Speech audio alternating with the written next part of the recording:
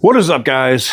Welcome on back to TK's Garage. And I feel sad that I even have to do this video, but sometimes people just don't have common sense and you have to educate people so they don't get screwed. We've all seen on the internet the massive issues with everything that's powered by a hurricane.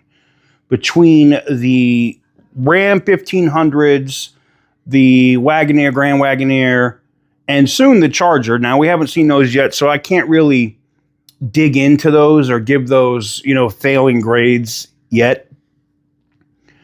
But the failing grade goes to dealers, right?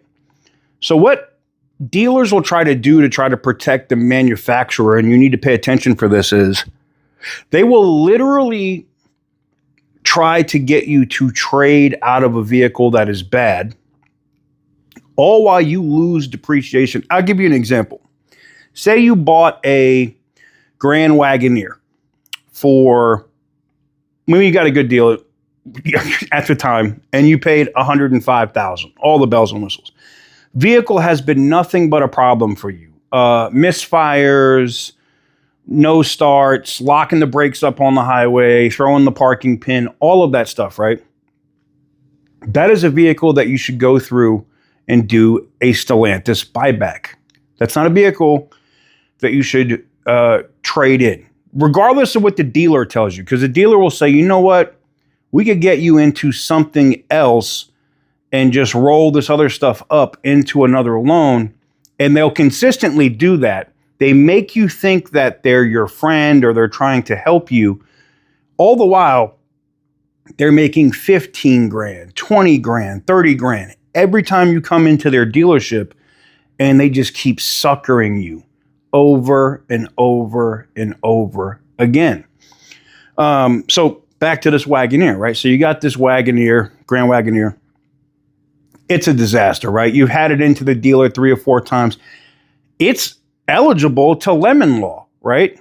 But what the dealer will do, now if you lemon law, you get, let me explain how the lemon law works, right? In most states, if you lemon law, you get all of your money back from all of your payments, plus the time that you wasted. It's usually between 8, 10, 15 grand, somewhere around there. And in some cases, they'll just pay you money and let you keep the vehicle. If it's a disaster, like some of these Wagoneers and Rams, you want nothing to do with it. I understand. But in some cases, that works. I'll give you an example. I bought a Volkswagen CC back in 2013. It was brand new from Volkswagen. It's one of the first Volkswagens I've had in a long time. And I was coming from BMW at the time. I had an E60, 2010 E60 BMW, a 5 Series that I traded in, a 550, on that Volkswagen CC. I thought it was cool with the upgraded DSG transmission, not the one that was having problems, right? Double clutch transmission, pretty quick, looks really sleek, got great gas mileage because it had the 2.0 turbo in it, not the 3.6. It was quick. I loved it. Except it kept disengaging the transmission with like a flashing D or something. And I brought it in multiple times. They replaced the transmission twice. And I brought it in 5 times. I only needed to bring it in 3. So what happens at that point?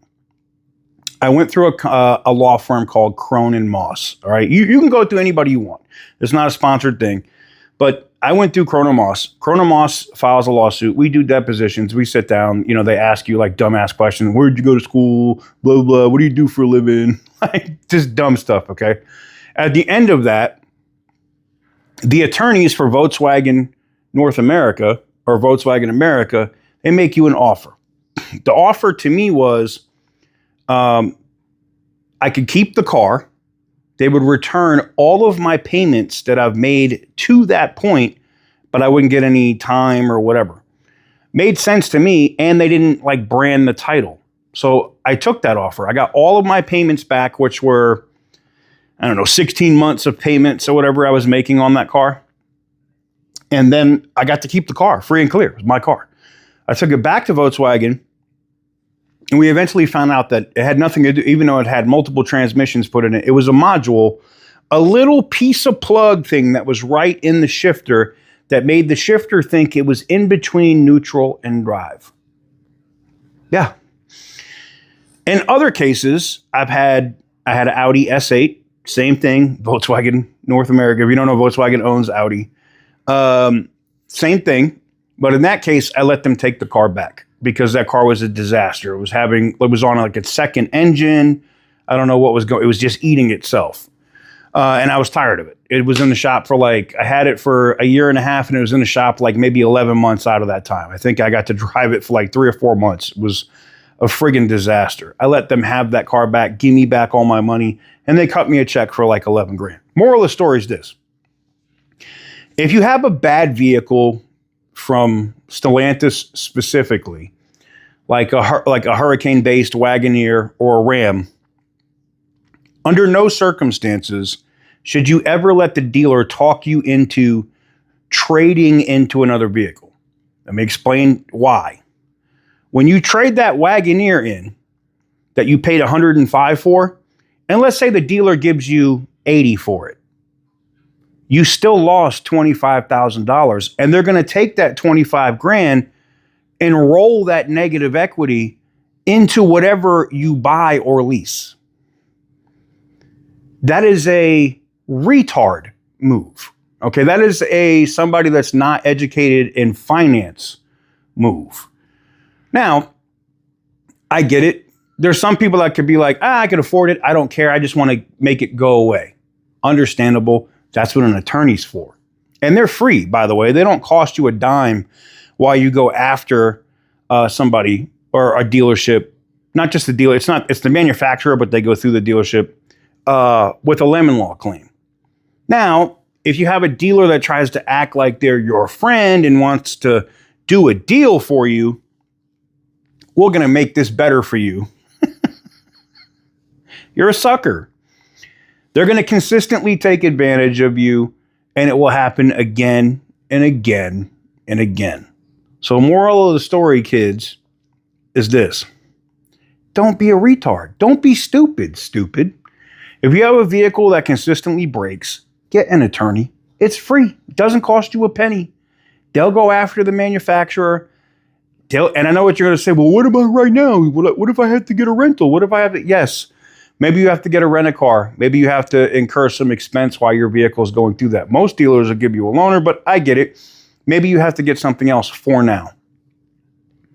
When it's all said and done, and the process every time I've done it has been 6 to 8 months. Once it's done, you get a fat check in your hand or the title to the vehicle. And it goes one or two ways. That's it. Period. End of story.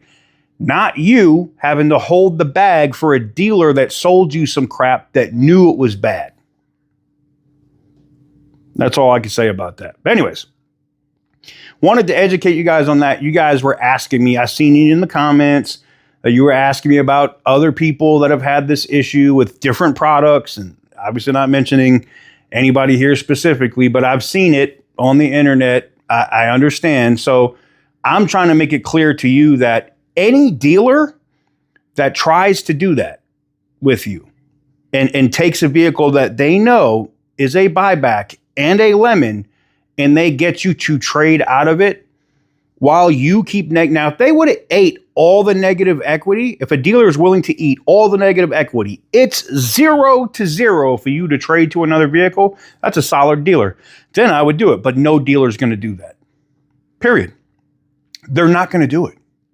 So don't be stupid. Okay? Don't consistently give a dealer that sells you junk $20,000, $30,000. It's just a retard move. But hey, I understand everybody's not educated. It is what it is. All I can do is try to give you guys the information so that you don't fall victim to the same pitfalls. Because I've seen some people talk about it and some people try to put it out there like it's a smart thing to do, and it's actually stupid. Give the video a big thumbs up if you like what I do. Hit the subscribe button if you haven't already. And as always, was that petty? I think it was petty. Stay petty, my friends. for the longest time. Whoa, for the longest. Yo, Percocet, Miley Percocet, Percocet, Miley